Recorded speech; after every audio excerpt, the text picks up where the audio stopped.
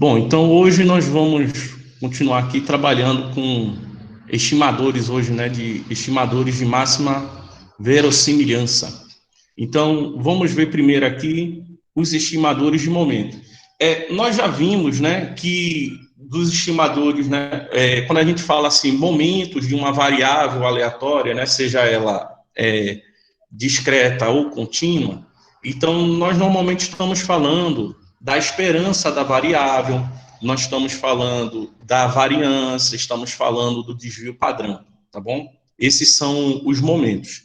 Só que normalmente o momento que a gente mais interessa, né, que mais interessa para uma variável aleatória é a média da variável aleatória. Na verdade, ele é o momento mais utilizado, tá? Então, aqui a gente também vai se ater à média, né? Então, temos usado certos estimadores, né, para parâmetros populacionais, como a média e a variância, e simplesmente tentamos imitar na amostra o que acontece na população, tá? Então, dessa forma é que foi construído o X-barra, né? Esse X-barra aqui, que nada mais é do que a média da amostra, né? A média amostral.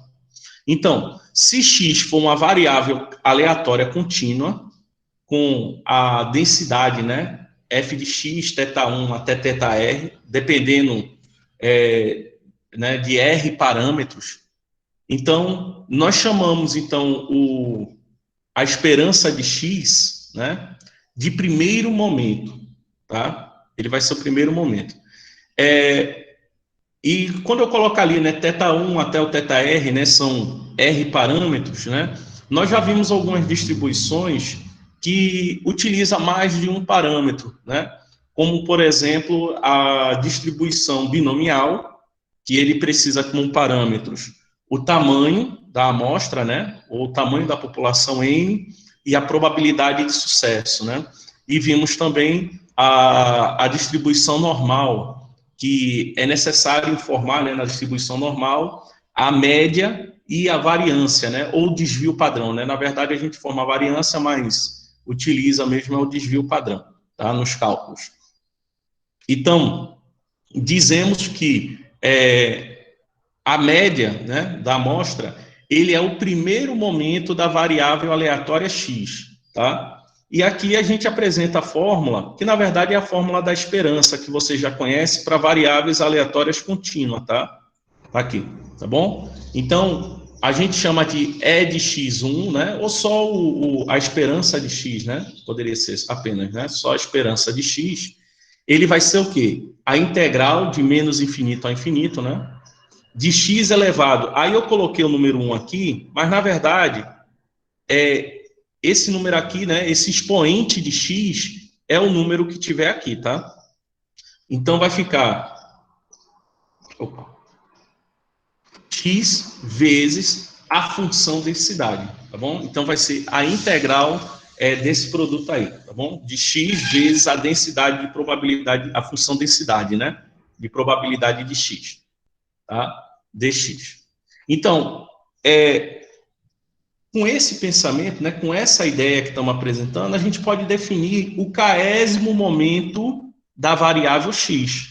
Ou seja, se eu quiser calcular a esperança de x elevado a k, tá? Essa esperança aqui, então nós vamos calcular a integral de x elevado a um expoente k, onde esse k representa o número do momento de x, vezes a função densidade de x, tá?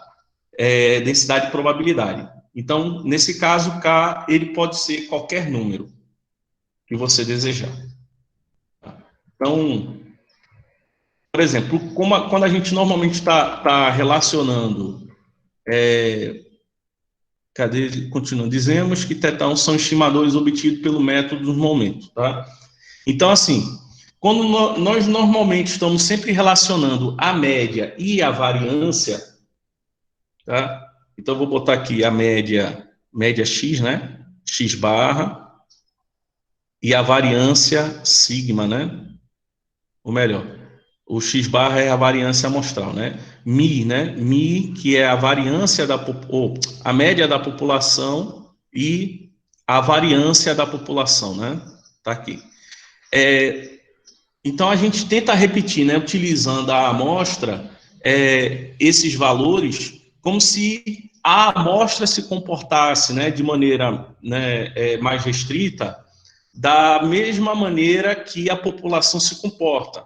Então, a gente acaba calculando, né, da amostra de tamanho N, né, a esperança de X, que acaba sendo esse X barra, ok? E a variância, né, de X.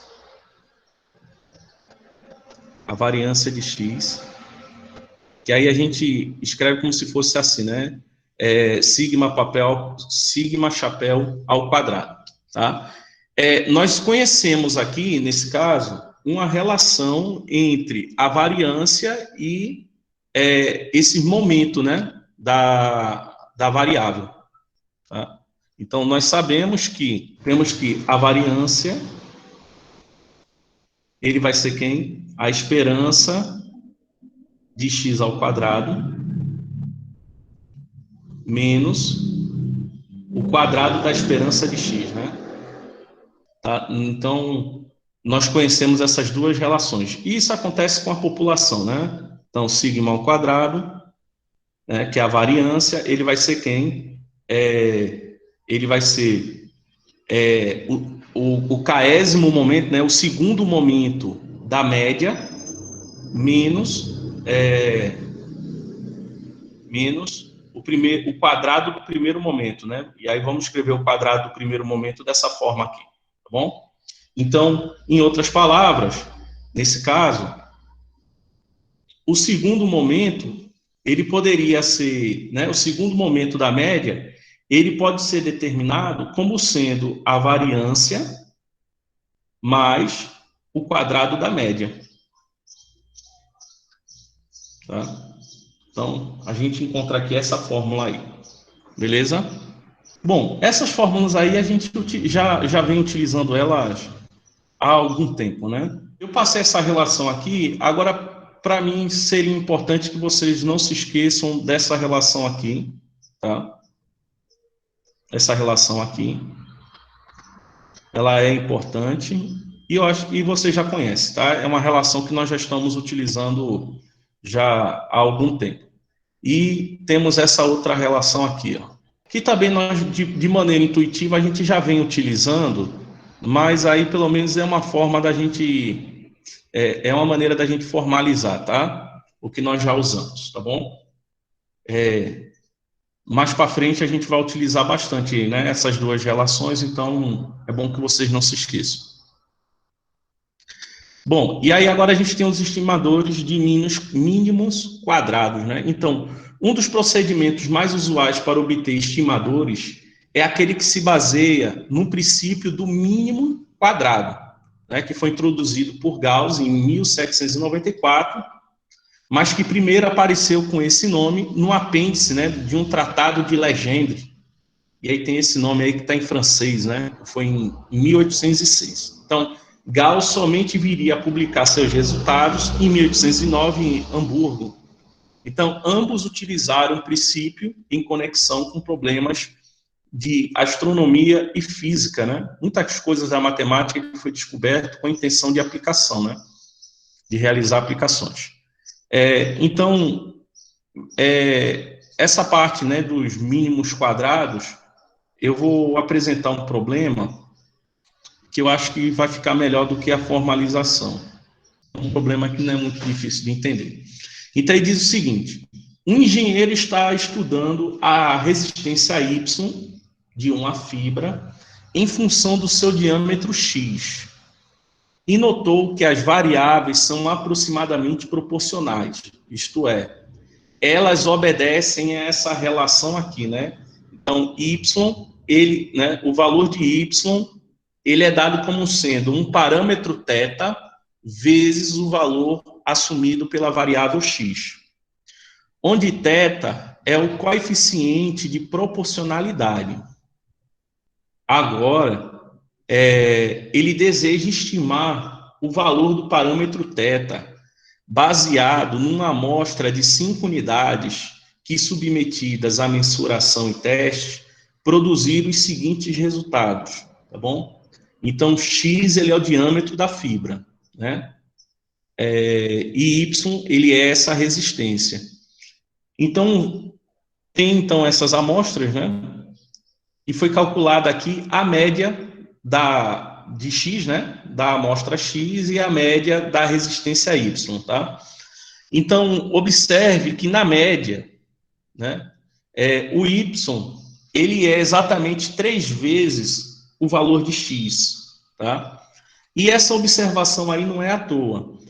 Se vocês forem calcular o coeficiente de correlação das variáveis X e Y, né, eu me dei esse trabalho de fazer esse cálculo, o coeficiente de correlação, né, de X e Y, o resultado ele vai dar 0,98.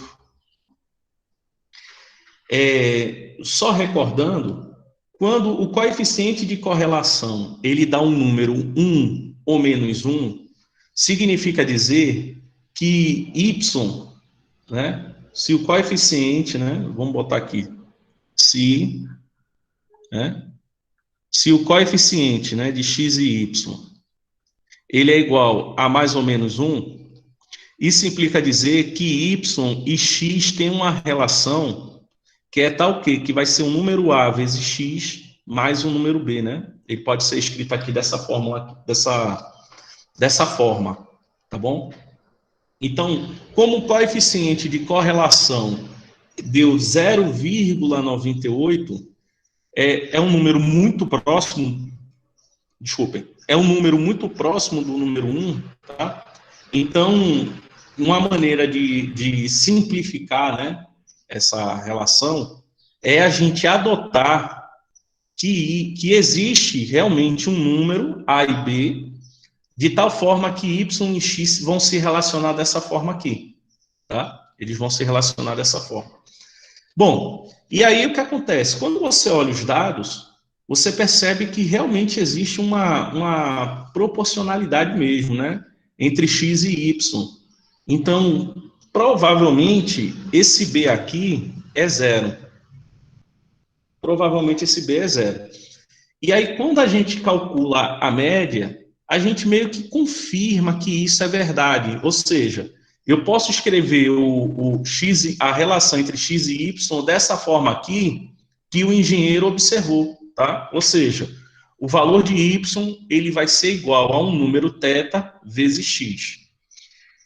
E aí, pelo cálculo da média, algo sugere que o valor de θ é 3. Então, nós temos aí o seguinte, né? Que, observando, então, há essa sugestão que o valor de θ é 3, ou seja, que Y ele é igual a 3 vezes o valor de X. E aí, a gente faz aqui um... Só que aí a questão é a seguinte, o valor de θ, ele tem que ser de uma forma que, assim, eu cometa, né, a gente venha cometer o menor erro possível, tá bom? A gente busque cometer o menor erro possível. Porque vocês vejam que assim, a média, né, mostra que Y é 3 vezes o valor de X. Mas quando você vai fazer a relação entre as observações, você vê que não dá exatamente 3, né? Você vê que, por exemplo, né, quando o X é 1,2, o Y é 3,9. Então, 3,9 não é exatamente o triplo de X. Quando o X é 1,5, o Y dá 4,7, que também não é o triplo de X. Então, assim, embora nas médias a gente observe que o Y é o triplo de X, né, na média, nas observações, ele não dá, em nenhuma das observações, na verdade, a gente vê essa relação, tá? Então, com o objetivo, né, de verificar, né, o menor erro possível, o que é que a gente faz, né? Temos aqui essa fórmula S de θ, tá? Que ele nos remete, né, a esse somatório aqui. E o que é que representa esse somatório aqui? Ele representa o cálculo do erro quadrático, tá? O erro quadrático. Então, o que é que eu estou fazendo aqui? Eu estou pegando o YI e subtraindo do θ vezes x, tá? Essa diferença é que ele vai me dar o erro o quanto eu estou errando, né? Na estimativa que eu estou adotando. Então, eu estou estimando que y ele é igual a 3x. E aí, através desse cálculo, eu vou verificar o quanto eu estou errando com essa estimativa. Tá bom? Então, na tabela aqui nós temos o valor de x, temos o valor de y, e aí calculamos aqui o valor de 3x. E calculamos aqui o erro, né? Ou seja, pegamos y e subtraímos de 3x para ver o quanto estamos errando. E aí observe que quando eu faço o y menos 3x, eu tenho aqui valores positivos e negativos. E o somatório desses valores vai dar zero, tá? E, na verdade, assim, para qualquer situação que a gente estivesse trabalhando aqui, esse erro, o somatório desse erro no final sempre vai dar zero.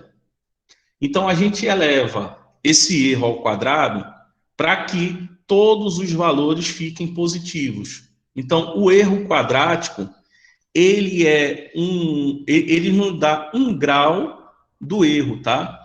Então, quanto mais próximo de zero o erro quadrático estiver, então significa que é a melhor estimativa que nós estamos adotando, tá? O estimador, ele se torna mais eficiente, né? Quando o erro é menor, tá bom? O erro quadrático, ele é menor, tá certo?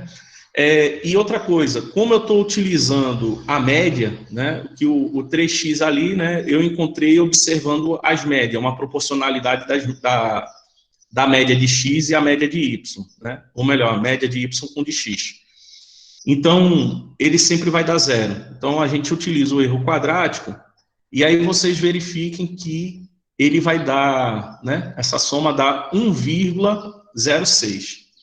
E aí fica uma pergunta, né? Será que existe algum outro valor de θ que ao colocar, né, ao substituir θ, né, por esse outro valor, uma outra estimativa, né? Será que eu conseguiria um erro menor, um erro quadrático menor, tá? Então, essa é a pergunta que fica.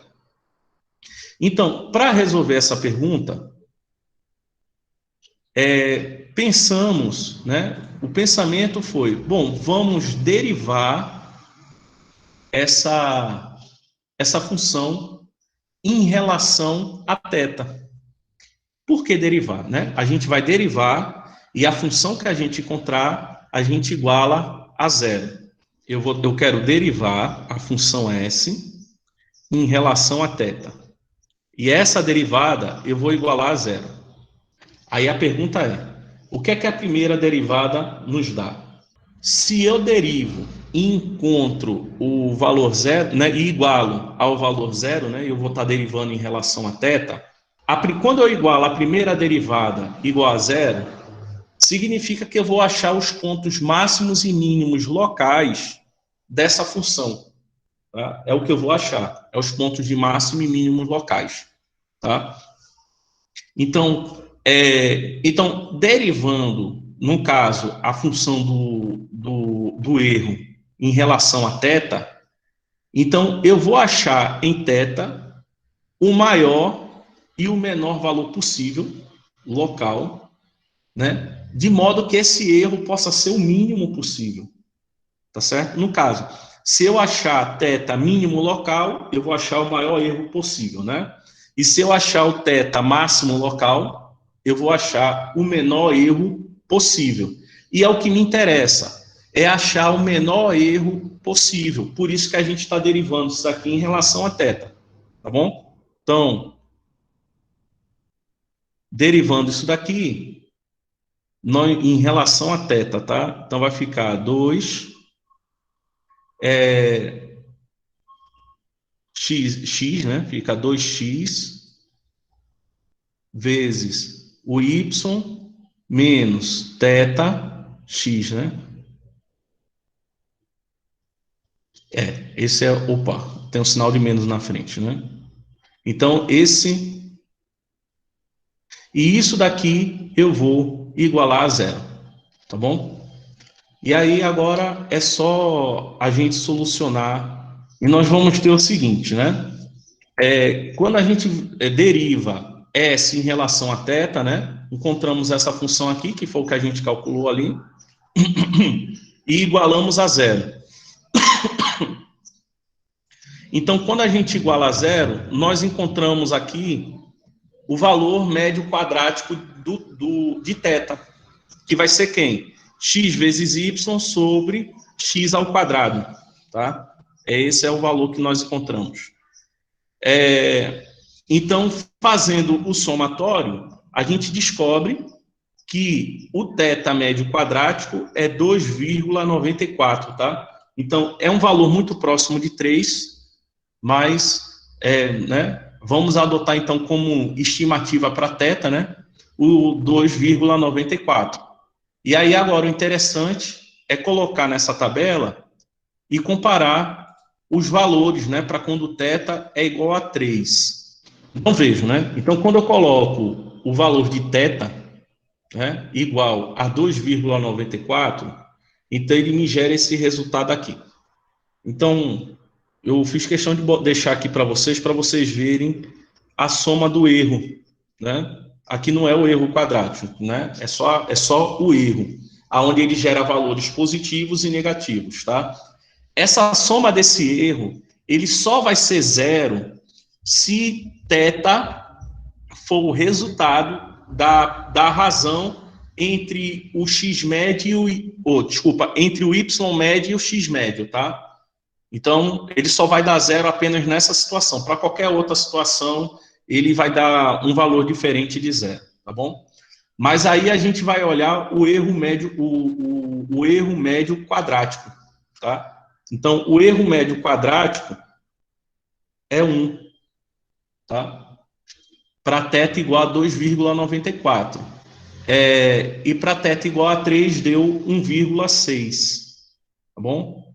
Então, isso nos indica, né, por meio dessa tabela, que se eu quero utilizar uma função que vai relacionar y e x na forma, né, y igual a θx, então o melhor a ser usado é o valor de θ igual a 2,94. Então, dessa forma eu tenho que y vai ser igual a 2,94x,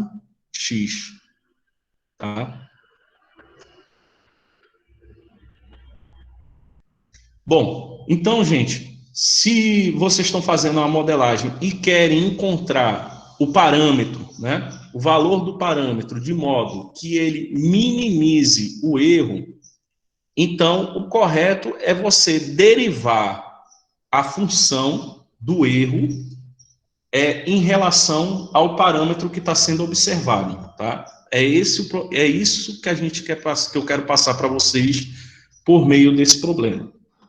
Então, o princípio da verossimilhança afirma que devemos escolher aquele valor do parâmetro desconhecido que maximiza a probabilidade de obter a amostra particular observada, tá bom? Então, quando você maximiza essa probabilidade, significa que você vai estar diminuindo o erro, tá certo? Então, eu dou uma amostra para vocês, e aí, vamos dizer que eu conheça a distribuição probabilística da variável que eu estou observando, tá? Então, pode ser normalmente é uma distribuição normal, né? Por conta do teorema do limite central, né? Então, para um número muito grande, aí normalmente ele dá uma distribuição normal. Mas, digamos que ele tem uma outra distribuição, né? Ele pode ser uma distribuição binomial, uma distribuição t-student, né? Então, lá, cada uma dessas distribuições, ela tem seus parâmetros. Então, ela já tem uma modelagem, só que você precisa conhecer o valor dos parâmetros, né? Qual é o parâmetro que eu devo utilizar? Então, a ideia da máxima verossimilhança é você utilizar um valor para o parâmetro, né? É você estimar um valor de modo que o valor que você encontrar, ele determine uma probabilidade máxima possível na população de acontecer, né, na população, aquilo que você está observando na amostra. É isso. Tá? Então, esse princípio ele foi enunciado por Fischer, né, pela primeira vez em 1912 e depois em 1922, e deu-lhe uma forma mais completa, introduzindo a expressão likelihood, né, a verossimilhança. Exemplo 2. Suponha que tenhamos 3 provas de Bernoulli com um P sucesso P, né, igual, né, onde P é a probabilidade que vai estar entre 0 e 1. E dessas 3 provas nós temos 2 sucessos. Então, determine o valor de P que torna a amostra observada a mais provável de ocorrer. Tá? Então, a gente está procurando aí uma forma, né, de que para um valor maior, né, para uma amostra maior, ou então para toda a população, existe uma grande probabilidade de ter sempre 2 sucessos a cada 3 provas, né? Então, a ideia é estimar esse valor desse parâmetro P de forma que a gente consiga observar na população o que nós estamos vendo aqui nessa amostra. Qual é o cálculo, né? Como eu estou tendo uma observação de tamanho 3 e eu tenho 2 sucessos, né? Temos aí uma distribuição binomial de tamanho 3 com 2 sucessos. Então, qual é a probabilidade, ou melhor, qual é a fórmula, né, para a gente encontrar esse valor considerando que eu tenho P sucesso? Então, eu tenho aqui uma distribuição binomial, né? Então, a probabilidade, né, considerando,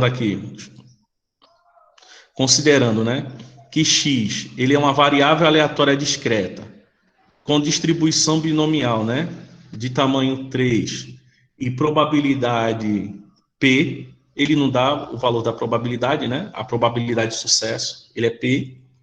Então, significa o seguinte: qual é a probabilidade de x ser igual a 2? Então, x vai ser igual a 2, se a gente olhar aqui a combinação, né, de 3 tomados 2 a 2, vezes a probabilidade de sucessos, V elevado ao número de sucesso, que é 2, vezes a probabilidade de fracasso, que é 1 menos P, elevado ao número de fracassos, né, que é 3 menos 1. Tá? Então, eu quero o valor de P que torne essa probabilidade de acontecer o máximo possível. Tá? É isso que eu estou buscando. Então, vejo que a combinação, né, 3 tomado 2 a 2, ele é uma constante. Então, ele não vai influenciar muito no resultado dessa probabilidade. Então, no caso, o que vai me interessar é apenas o produto, né, entre P ao quadrado, eu botei aqui 3 elevado a menos 1, né, mas é menos 2. Então, o que vai me interessar mesmo aqui é o produto entre P ao quadrado e 1 menos P elevado a 3 menos 2, né? Tá? É isso que vai me interessar. Então, vamos dizer, então, que eu vou pegar aqui um S de P, né? Aonde ele vai ser P ao quadrado vezes 1 menos P, né? Tá bom? Então, eu quero esse valor de P, né, de forma que ele seja o máximo, né, possível. Então, como eu estou querendo o máximo possível, lembrando, tem que ser o maior valor possível entre 0 e 1, tá? Lembrando que P tem que estar entre 0 e 1. Então, se eu estou querendo o máximo possível, eu vou derivar essa função e verificar, né, os valores de máximos e mínimos, tá? Apesar que se eu fizer a distribuição aqui, né, ele vai ficar P menos P ao cubo, né? Então, temos aí uma função do terceiro grau, tá?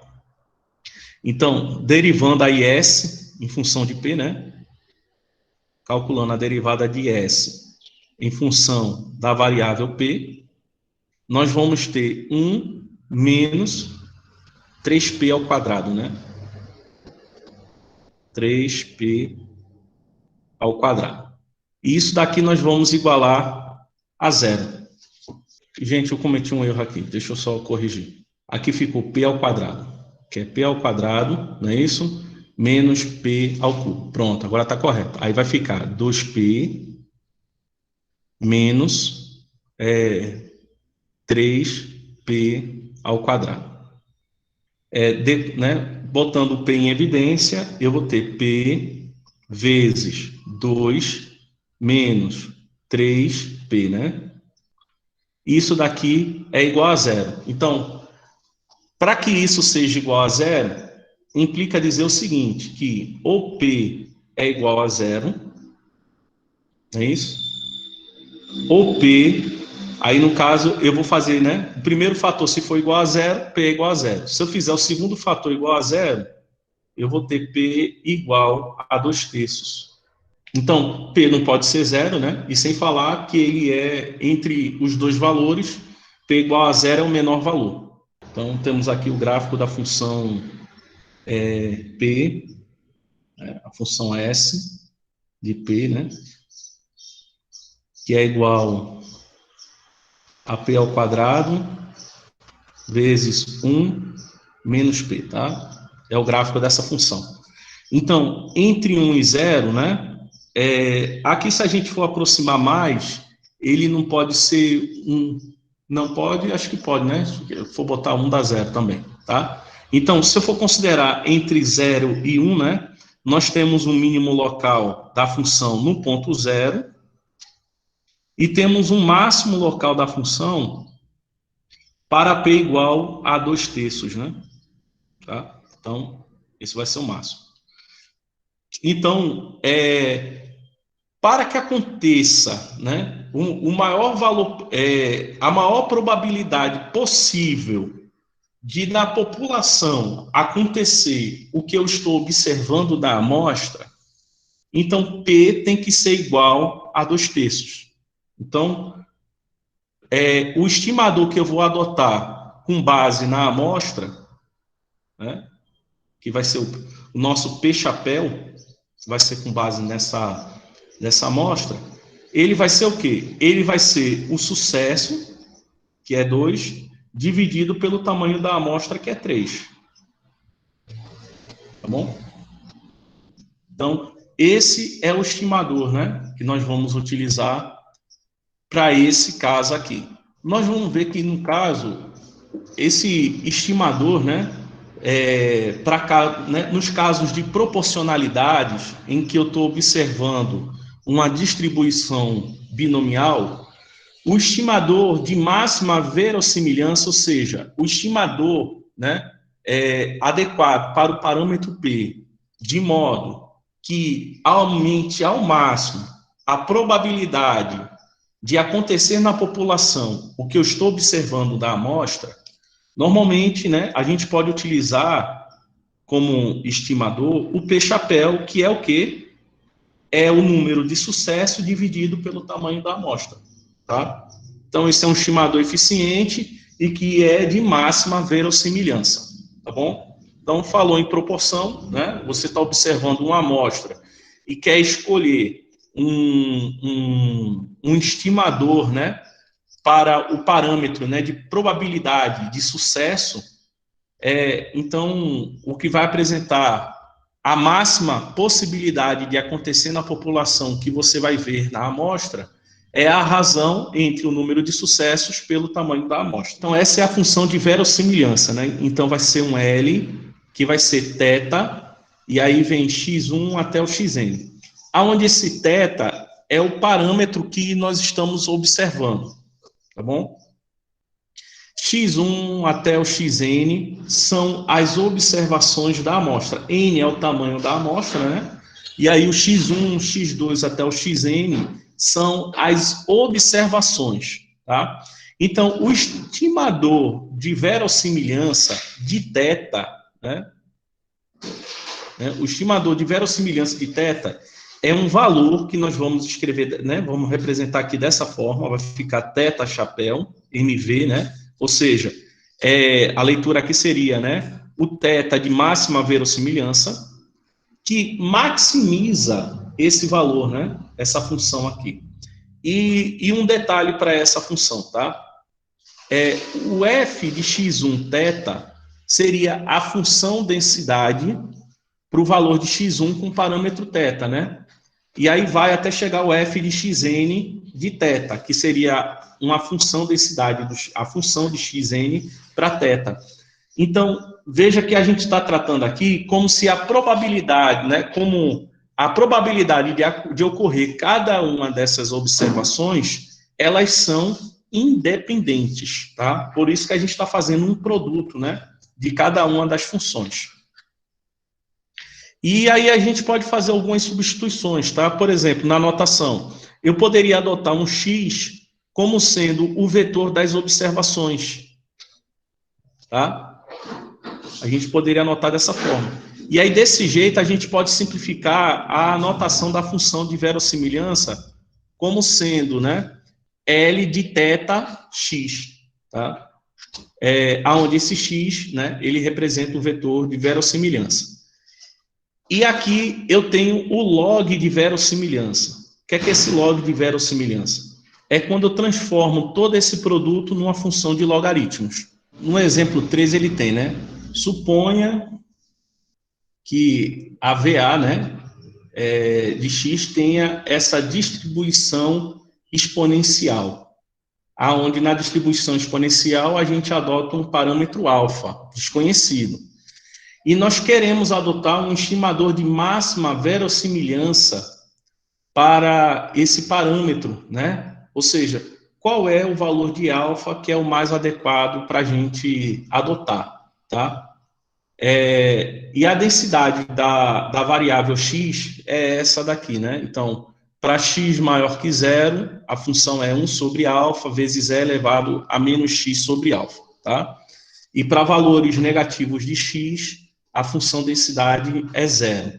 Então, nós temos aqui, então, a função L. No caso, o parâmetro que eu estou observando é o alfa. E os valores que estão sendo observados, né, ele está num vetor x, tá? E aí, considerando sempre x maior ou igual a zero, então a função vai ser 1 sobre alfa, né? 1 sobre alfa.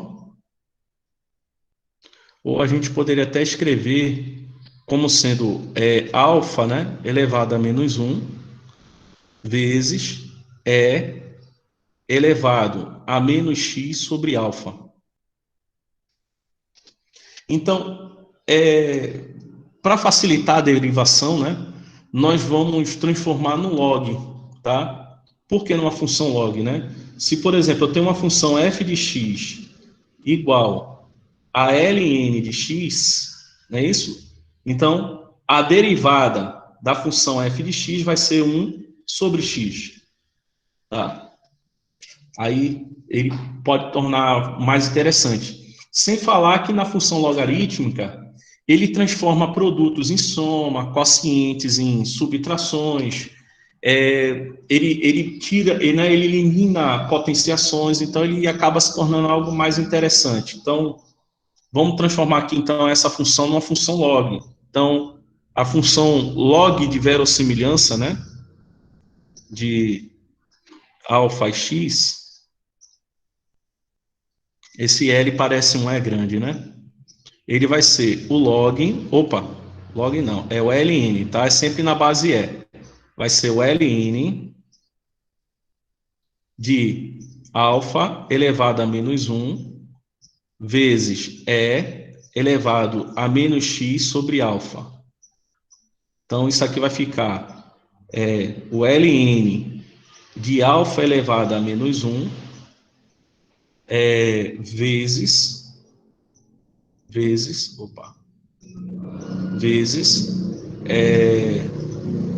o ln de E elevado a menos x sobre alfa. Tá? E aí, aplicando propriedade do logaritmo, esse expoente menos 1, ele pode vir como um produto, tá? Então, vai ficar menos o ln, e aqui eu botei um vezes, tá? Mas não é vezes, não é soma, né? Que aí ele converte essa multiplicação na soma. Então, vai ficar o menos ln de alfa mais menos x sobre alfa ln de E. Tá?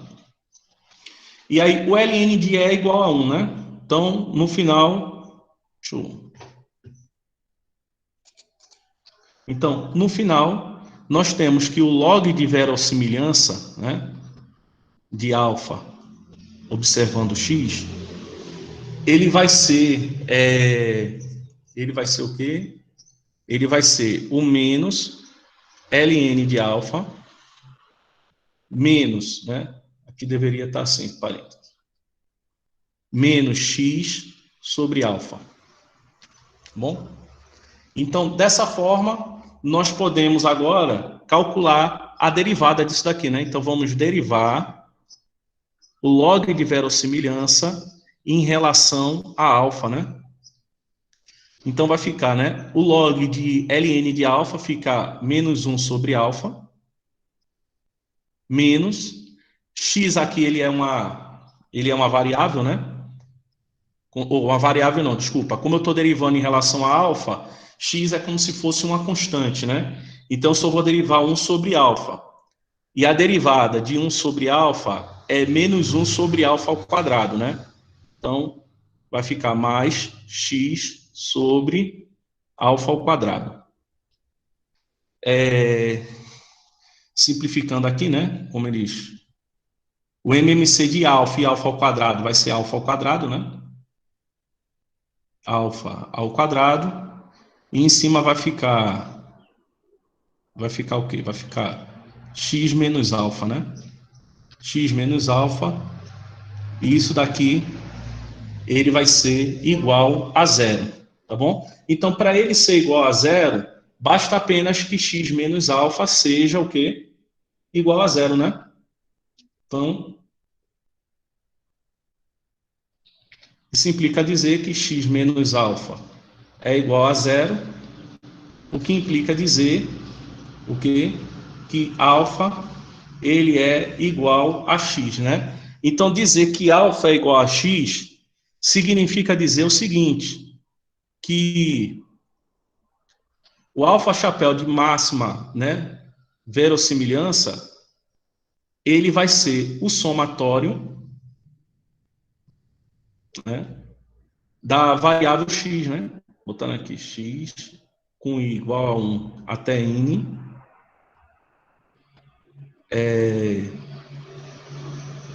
de xi, né, sobre n, né? 1 sobre n, tá? Ele quer dizer isso. Então, em outras palavras, isso daqui vai ser a média amostral, tá bom? Então, nesse caso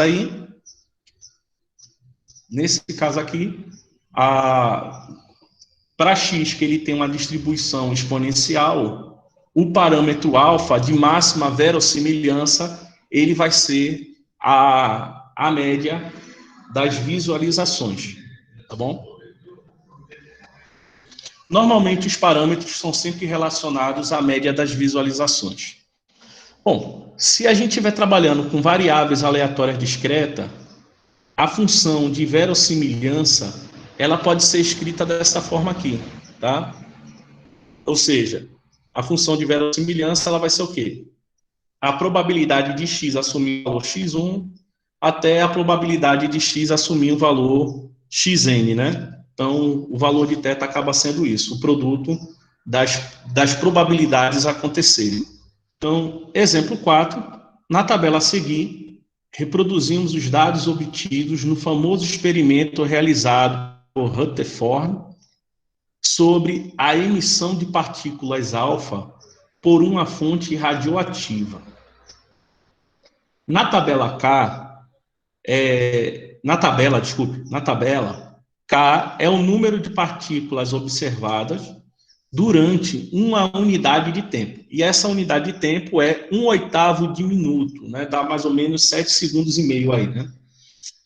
Enquanto que N de K, né? NK é o número de intervalos durante as quais K partículas foram observadas. Então, se fizermos x igual ao número de partículas observadas no intervalo 1/8 de minuto, e considerando que x tem uma distribuição de Poisson, estime um modelo probabilístico para este experimento. Tá? Então, eu tenho que K, ele vai ser, né, por exemplo, para 0 partículas observadas, nós tivemos um total de 57 intervalos, ou seja, em 57 observações, tivemos 0 partículas. Em 203 observações, tivemos uma partícula e assim por diante. Tá bom? Então, ele diz que x é igual ao número de partículas observadas nesse intervalo. Então, ou seja, né, eu quero encontrar uma fórmula de modo que eu possa determinar a probabilidade de x assumir um valor k.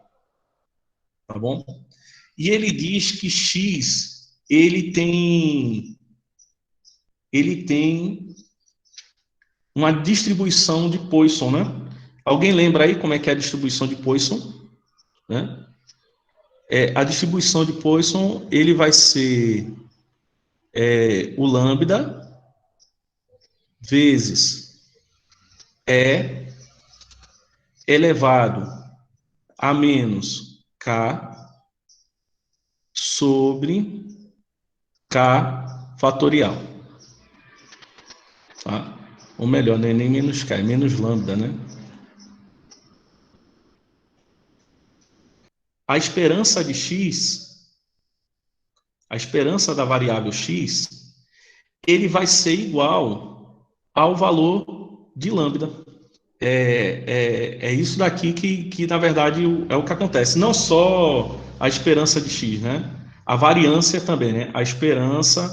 A variância de x, ele é igual ao lambda, tá? Ele é igual a isso daqui. Então, na prática, para eu encontrar o valor de lambda, se eu quero que ele repita na população o que eu estou observando na amostra, é só encontrar o valor de lambda que ele aumente o máximo possível a probabilidade de acontecer na população que tem nessa amostra. Então, é só eu substituir lambda pela esperança, né, pela média amostral dessas observações. Então, nesse caso aqui, eu vou ter que lambda, ele vai ser igual a 0 vezes 57, mais 1 vezes 203, mais 2 vezes 383, mais, bom, não vou copiar tudo aqui não, mais 11 vezes 6, né? Tá? Isso tudo aqui dividido pelo total de observações, que foi 2.612. Tá bom? Vai ser o valor de lambda, vai ser a média das observações, tá? Normalmente os parâmetros são as médias das observações. Bom, até agora todos os estimadores apresentados foram pontuais, tá? Ou seja, todos os valores que nós encontramos até aqui, eles foram precisos. Então, isto é, especificam um único valor para o estimador.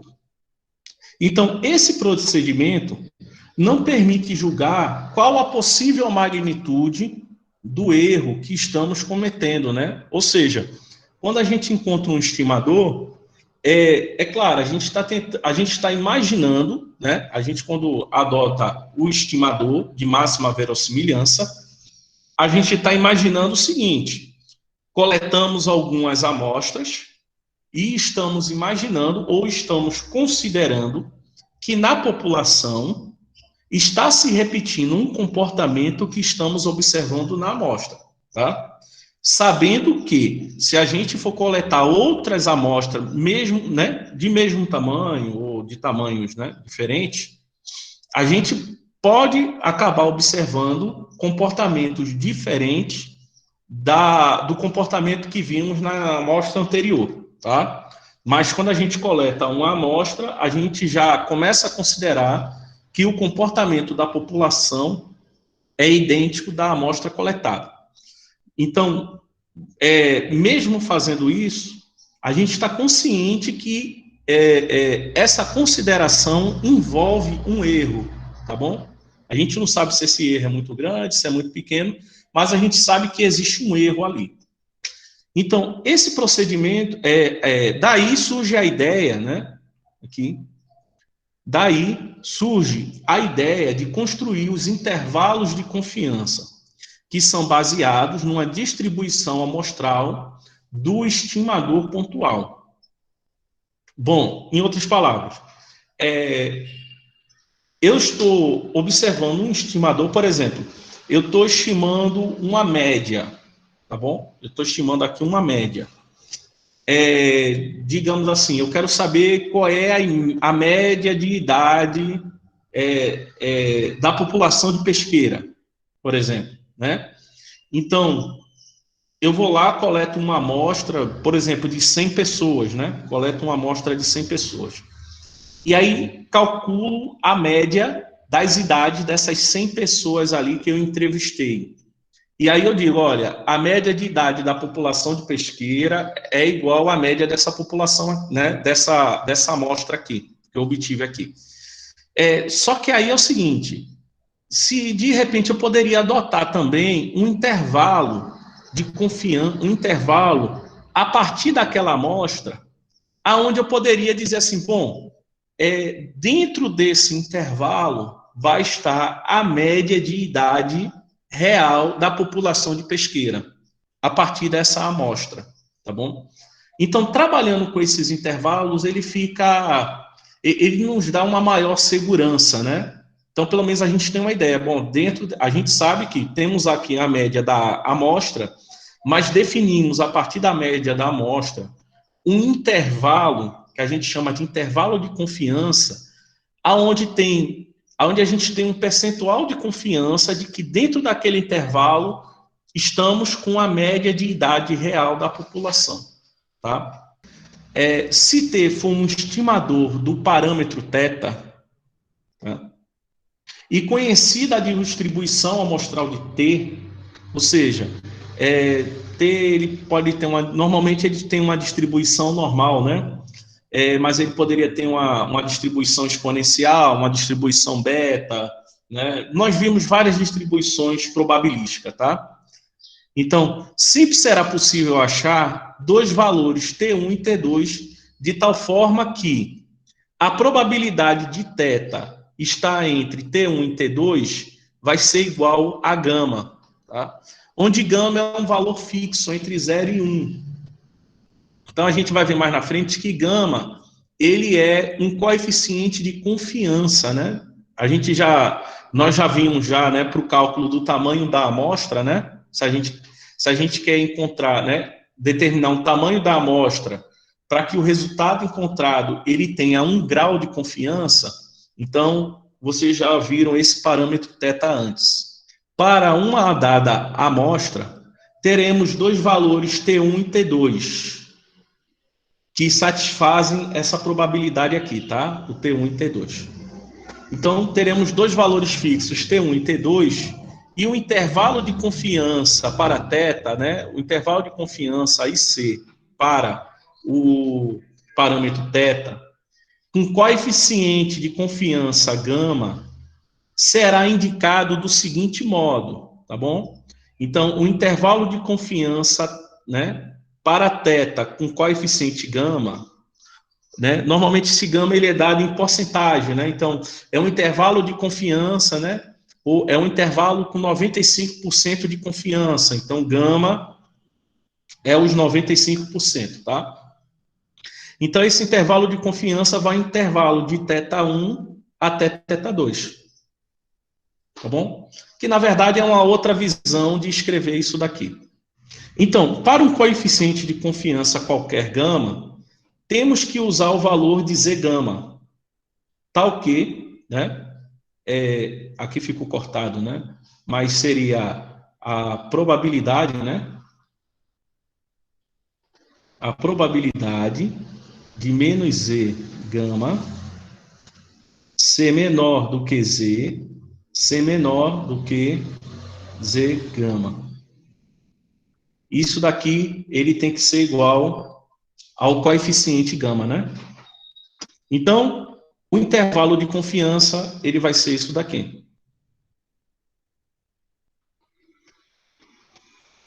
Tá bom? Então, ele vai ser, né, o intervalo de... Agora, eu estou considerando aqui o intervalo de confiança para ao parâmetro Mi, né? Mi é a média da população, tá? Então, a média da população, ele está associado ao quê? Ao estimador média amostral. Então, o intervalo de confiança aqui, né? O meu T1, ele vai ser a média amostral menos o Z gama vezes o desvio padrão, tá? E o meu T2, ele vai ser a média amostral mais o Z gama vezes o desvio padrão. Tá? Então, no exemplo 5, temos o seguinte: uma máquina enche pacotes de café com uma variância igual a 100 gramas quadrados. Tá? Essa é a variância. Ela... só uma coisa, eu errei ali, gente. Eu deixei de botar aqui. Tá? Essa variância aqui, esse desvio padrão, é o desvio padrão amostral. Tá bom? Antes de continuar. Tá? O que é o desvio padrão amostral? Né? Lembrando, né, nós já vimos que a variância amostral ele é igual à variância da população dividido pelo tamanho da amostra, tá? Então, opa, faltou o quadrado aqui. Tá bom? Aí eu não coloquei ali, aí fica essa observação aqui. Bom, então voltando, né? Então, uma máquina, né? Exemplo 5, uma máquina enche pacotes de café com uma variância igual a 100 gramas quadrados, né? Ela estava regulada para encher os pacotes com 500 gramas em média. Agora, ela se desregulou e queremos saber qual é a nova média. Então, foi realizada uma amostra de 25 pacotes e apresentou uma média igual a 485 gramas. Então, construa um intervalo de confiança com 95% de confiança para Mi, que é a média agora da máquina, né? Ele quer saber disso daqui, qual vai ser essa média. Então, coletando os dados, né? Nós temos, então, que a variância da população, ele é 100, né? Ele é 100, tá? Então, isso aqui implica dizer que a variância da amostra, ele vai ser 100 dividido por 25, que é o tamanho da amostra, né? Então, no caso, a variância da amostra vai ser 4. Ele também falou que a média amostral, né? A média amostral é de 485 gramas. Tá? E, além disso, ele coloca que o coeficiente de confiança é de 95%, que é igual a 0,95. Nós temos como a amostra, ele vai ser a raiz quadrada de 4, que é 2, beleza? Aí quem vai ser o meu Z gama, né? Lembrando que como o coeficiente de confiança, deixa eu levantar mais aqui. Como o coeficiente, né, de confiança é de 95%, então nós temos que a probabilidade de Z gama ser menor que a variável Z, que é menor, aqui é menos, né? Menos Z gama. É menor que Z gama, ele tem que ser de 0,95. Bom? Lembrando que isso daqui, né? Essa probabilidade, ele pode ser escrito como sendo 2 vezes a probabilidade de zero ser menor que a variável Z, que é menor que o Z gama, né? Que eu estou procurando. Que isso aqui é igual a 0,95. Então, a probabilidade de zero ser menor que Z, ser menor que Z gama, é de 0,475. Em aula passada, nós já vimos que, considerando, né, essa probabilidade, o Z gama, o Z gama, ele vai ser igual a 1,96, né? Nós já vimos isso na aula passada, né? Trabalhamos muito com esse índice de confiança de 95%. Então, a gente já sabe que esse Z é de 1,96. Então, a gente já tem o desvio padrão, já temos o Z e sabemos quem é a média amostral. Então, significa dizer que o intervalo de confiança, né, do parâmetro μ, com uma confiança de 95%, ele vai ser igual a média, né? A média, que é 485, menos Z, que é 1,96, vezes o desvio padrão, que é 2, e o outro lado fica 485, que é a média amostral. Eita, esqueci de botar o 96 aqui, né? O 6 aqui, 6 vezes 2. Ele vai ser 485 mais 1,96 vezes 2, 481, 489.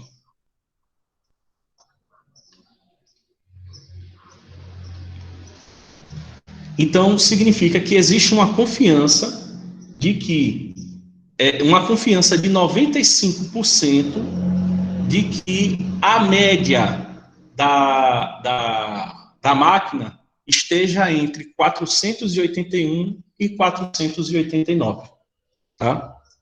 Esse daí é o intervalo de confiança. Então, eu tenho essa confiança de que, né, 95% de confiança de que a média, né, esteja dentro desse intervalo aí que vocês estão vendo, tá bom?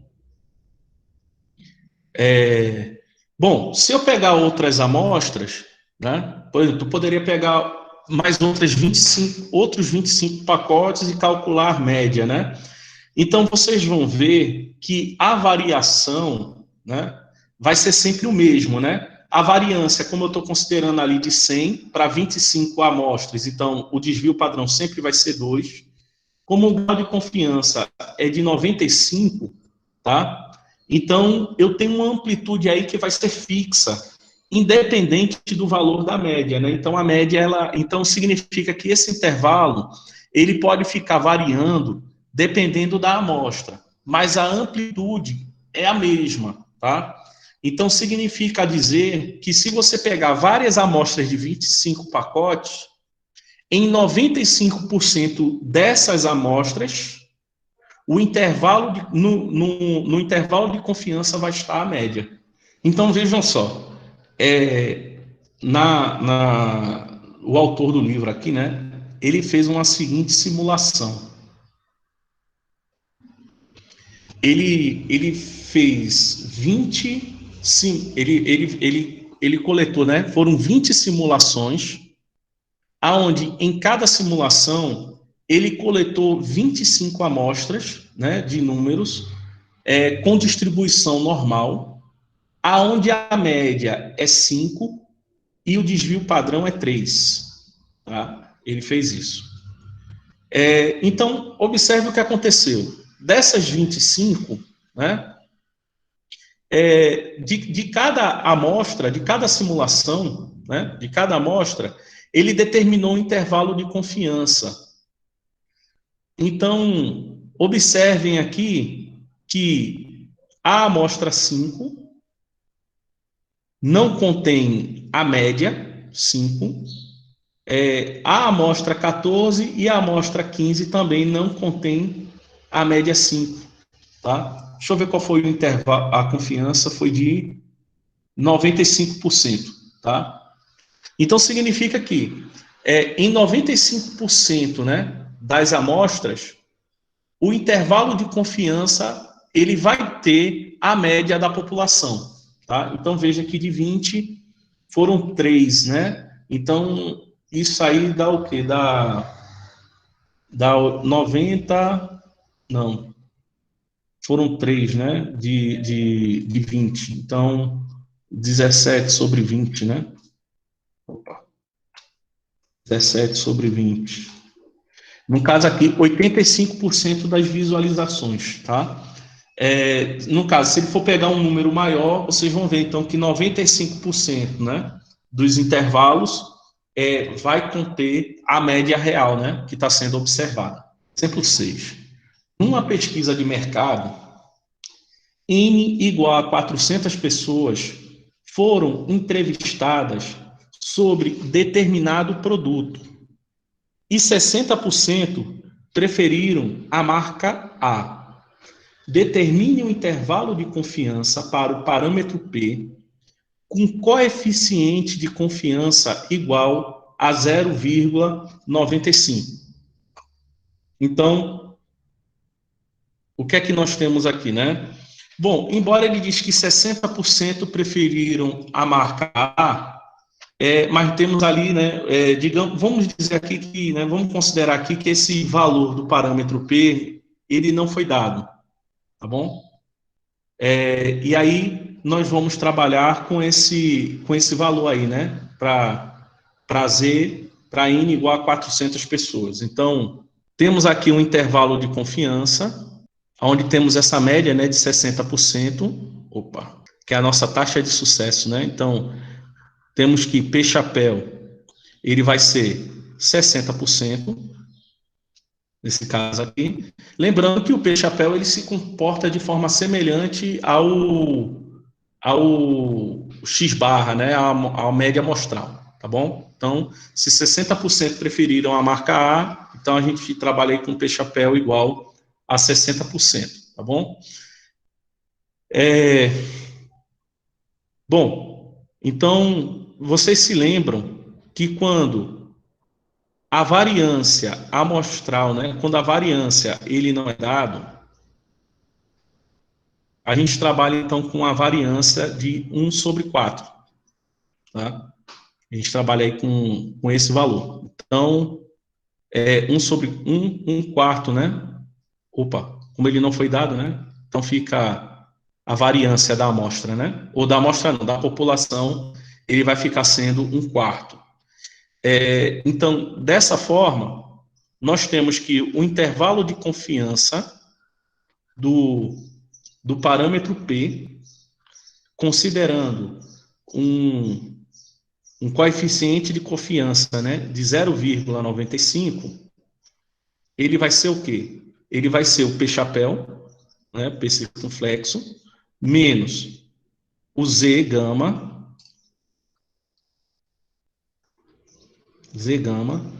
vezes o desvio padrão da amostra. Tá? Bom, Aí vamos só observar aqui, como eu estou considerando a variância como sendo 1/4, quer dizer então que a variância da amostra, ele vai ser a variância da população dividido pelo tamanho da amostra, né? Ou seja, vai ser 1 sobre 4 vezes 400, né? Então fica 1 sobre 1.600, não é isso? 1.600. Então, quer dizer que o desvio padrão da amostra, desvio padrão amostral, ele vai ser a raiz quadrada de 1 sobre 1.600, que é 40, né? 1 sobre 40, na verdade, né? 1 sobre 40, tá bom? Então, vezes P-chapéu, que é o parâmetro, né? Amostral, mais Z gama, vezes o desvio padrão da amostra, né? Vamos subir mais aqui.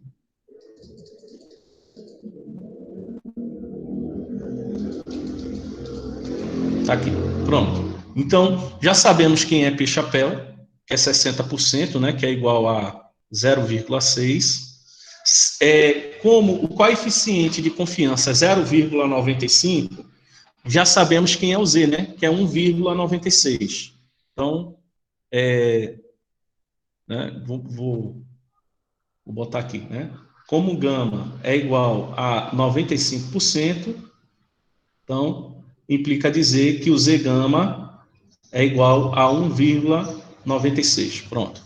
Então, a gente vai ter que o intervalo de confiança que estamos procurando para o parâmetro P, com uma confiança de 0,95, né? Ele vai ser P-chapéu, que é 0,6, menos 1,96 sobre 40, e do outro lado eu tenho 0,6 vezes, mais, né? Mais 1,96 sobre 40, né?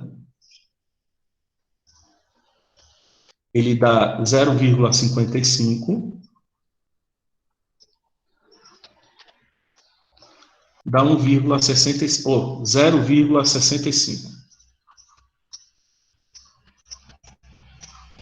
Bom, então, por essa conta aqui, temos que o intervalo de confiança do parâmetro P é de 0,55 a 0,65, ou seja, temos 95% de confiança de que o parâmetro P está entre 55% e 65%, tá bom? Então, é como se a gente dissesse assim, olha, foi feita uma pesquisa de mercado com 400 pessoas e verificamos que 60% preferiram a marca A, com margem de erro de 5% para mais ou para menos e com uma confiança de 95%. Tá? Ou seja, eu confio que em 95% o percentual real dos que preferem a marca A está dentro desse intervalo aí, dado, tá bom? Vamos ver agora aqui o exemplo 7. Então, ainda continuando, né, com uma situação binomial, né? Suponha que em 400 provas tivemos um K igual a 80 sucessos, né? Então, em 400 provas tivemos 80 sucessos. Determinar o intervalo de confiança do parâmetro P com um gama igual a 0,90, ou seja, 90% de confiança, tá bom? Então, o P-chapéu, ele vai ser igual a 80 sobre 400, tá? 80 sobre 400, simplificando aí, ele dá 1/5. Ele dá 1/5, tá? Que é igual a 0,2. Bom, como eu estou fazendo aqui algumas provas, tá bom? Então, para essa situação aqui, eu vou adotar que a probabilidade vai ser de 0,2. tá bom? Eu poderia até adotar isso, tá? Que a probabilidade ele vai ser de 0,2. A probabilidade de sucesso, né? Já que fizemos aí as provas, e aí, se eu tiver que encontrar uma estimativa, teria que ser esse P-chapéu mesmo, tá bom?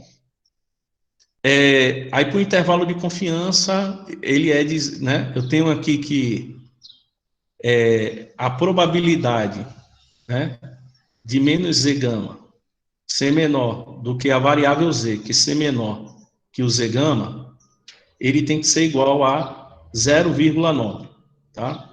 Então, isso implica dizer, né, que eu vou dividir isso aí por 2, que a probabilidade de zero, de zero ser menor que z, ser menor que o z gama, é de 0,45.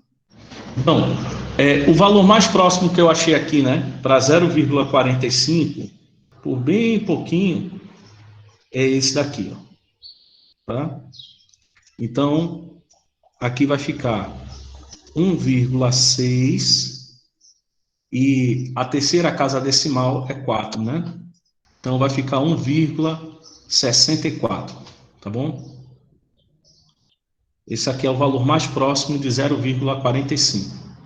Então, vamos pegar aqui, então, um Z gama igual a 1,64, 1,64, tá? Esse é o valor de Z gama. E agora, quem é que vai ser o nosso desvio padrão, né? Então, se eu tô, no caso, como isso aqui é uma distribuição, né, binomial, eu tenho que a variação do P, né, a variação desse P chapéu, que eu estou usando aqui, eu vou considerar como sendo, né, P chapéu vezes 1 menos P, né? Menos P chapéu, ou seja, ele vai ser 0,2 vezes o 0,8, né? Que dá 0,16, tá? Essa aqui vai ser a variação. Então, eu achei aqui a variância, né? P menos o Z gama, não é isso? Vezes o desvio padrão, tá bom? Vezes o desvio padrão, e o outro lado vai ser P mais Z gama vezes o desvio padrão, tá bom? Só uma coisa, porque eu cometi aqui uma infração aqui, é o seguinte: se eu estou considerando, né, como o P, né, esse P chapéu como sendo o P, né,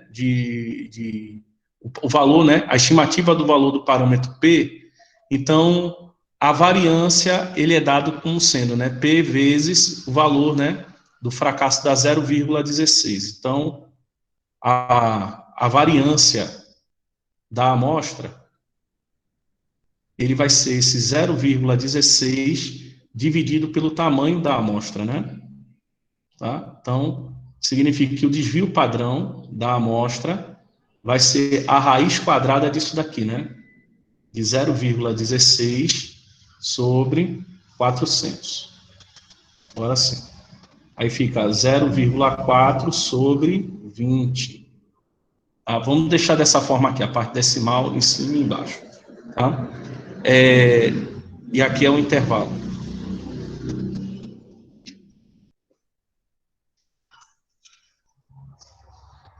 Pronto.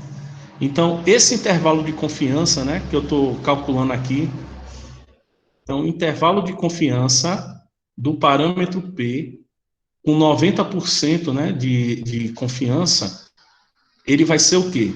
Ele vai ser o P chapéu, que deu 0,6, não é isso? Foi 0,6 que ele deu? Não, foi 0,2 que a gente achou, não foi? 0,2 menos 1,64 vezes 0,4 sobre 20, que esse é o desvio padrão, bom? E o outro vai ser 0,2 vezes 1,64 vezes 0,4 sobre 20.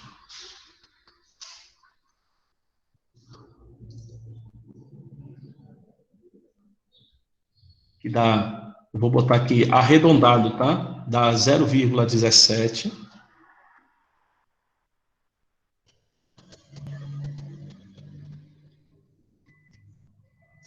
E do outro lado, eu vou fazer 0,2 mais 1,64 vezes 0,4 sobre 20.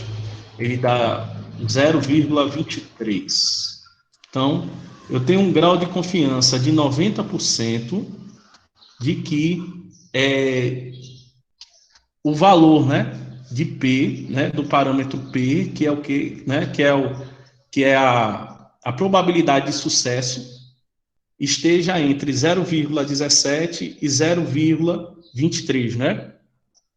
Ou a gente poderia dizer, olha, a probabilidade de sucesso aqui é de 0,22, com 3 pontos para cima, né? É de 20%, né?